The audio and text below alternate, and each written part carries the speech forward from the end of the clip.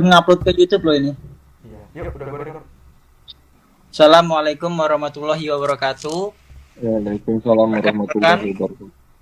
nama saya Pupung Indar Beni beserta teman saya Indra Al Rasid dan Kia Trio Saputra ingin mempresentasikan hasil proyek kami yaitu Raja Diskon Indonesia, klasifikasi pesanan selesai dan batal di toko Raja Diskon. Nah, mitra kami yaitu Raja Diskon atau Tirba yang menjual berbagai macam barang di marketplace Shopee, Tokopedia, TikTok. Kategori produk yaitu fashion, perlengkapan rumah, kecantikan. Nah, toko ini sudah berdiri sejak 7 tahun yang lalu, tepatnya di tahun 2017. Toko ini didirikan oleh Ardi Satya yang memiliki gudang yang berlokasi di Raja Basa, Jaya, Kecamatan Raja Basa, Kota Bandar Lampung. Selanjutnya yang akan disampaikan oleh Indra. Baik, terima kasih Bu Hindarweni. Kedua ada gambaran data.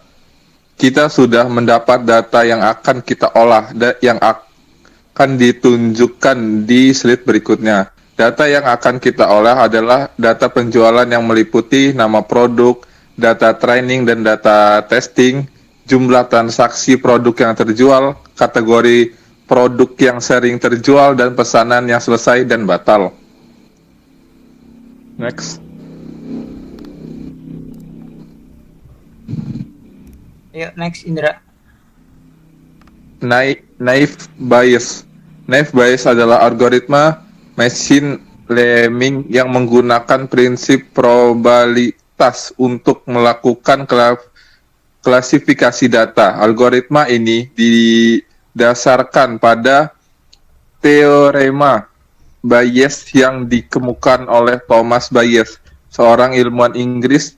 Naive Bayes digunakan untuk berbagai macam tugas klasifikasi seperti klasifikasi teks dan prediksi keputusan pembelian.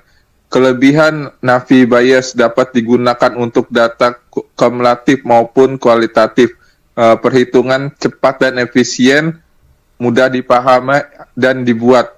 Metode sederhana namun dapat bersaing dengan model algoritma lainnya. Kekurangan Naive Bayes adalah asumsi bahwa masing-masing variabel independen membuat berkurangnya akurasi keakuratannya tidak bisa diukur menggunakan satu probabilitas saja.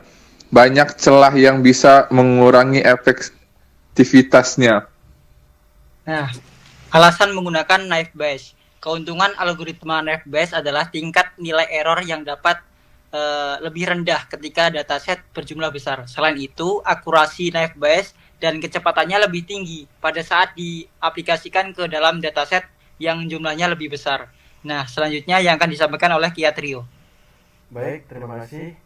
Di sini adalah diagram alur atau tabel yang menunjukkan tahapan dalam pengolahan data. Bisa berupa ringkasan proses data processing seperti pengumpulan, pembersihan, dan pembagian data menjadi training dan testing. Jika ada grafik batang atau pie chart, bisa menunjukkan jumlah pesanan yang selesai dan batal dalam dataset. Gambar ini bertujuan untuk menjelaskan tahapan proyek yang sedang berjalan, yaitu tahap pengumpulan dan pemrosesan data penjualan sebelum masuk ke analisis model Naive Bayes. Ini juga bisa berfungsi sebagai dasar untuk memahami dataset yang digunakan, terutama dalam klasifikasi pesanan selesai dan batal. Next. Kemudian, ini adalah tabel atau daftar yang berisi data training dan data testing. Bisa menampilkan kolom-kolom dataset seperti nama produk, jumlah transaksi, kategori produk, status pesanan, selesai atau batal. Gambar ini menunjukkan struktur data yang digunakan dalam pemodelan. Penting untuk memahami faktor-faktor yang mempengaruhi klasifikasi pesanan selesai dan batal. Jika ini adalah grafik perbandingan, maka tujuannya adalah untuk menunjukkan apakah terdapat pola dalam kategori produk yang sering mengalami pembatalan pesanan. Next. Nah, hasil tampilan akhir. Ini dia hasil tampilan akhir Naive Bayes. Pada kesempatan kali ini, saya ingin menjelaskan tentang bagaimana kita melakukan analisis data menggunakan Naive Bayes. Dalam VOG ini, kita akan melihat bagaimana data diproses, dimodelkan, dan dievaluasi. Nah, langkah pertama yaitu mengimpor data yang berbentuk CSV. Nah, kedua, memproses data yang sebelumnya digunakan agar bisa lengkap dan normalisasi. Fitur ini juga lebih detail. Setelah data diproses, kita memilih fitur atau kolom yang akan digunakan dalam analisis ini. Karena penting, tidak semua fitur relevan untuk prediksi. Nah, pembuatan model Bayes. Ada prediction. Setelah membuat model ini, kita menggunakan untuk prediksi terhadap data baru. Prediksi ini menunjukkan bahwa hasil setiap klasifikasi berdasarkan model yang telah dilatih. Nah, kesimpulannya, workflow ini menunjukkan bahwa bagaimana data diproses dari awal hingga akhir dalam aplikasi orang tersebut. Nah, biar bisa efektif, klasifikasi terutama ketika fitur-fitur yang relatif independen. Nah, ini gambar yang kedua, akurasi menggunakan Naive Bayes mendapatkan 70% dan hasil matrix confusion yang tertera.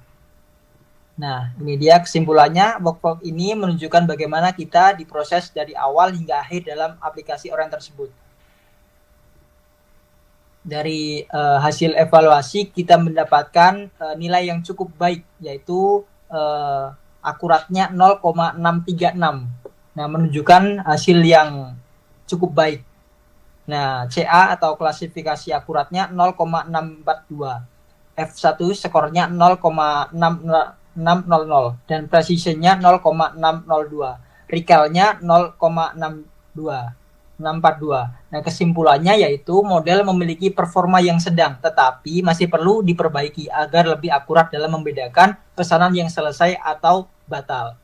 Nah, sekian presentasi dari saya, dari kami. Mohon maaf atas kesalahannya. Kami akhiri. Wassalamualaikum warahmatullahi wabarakatuh.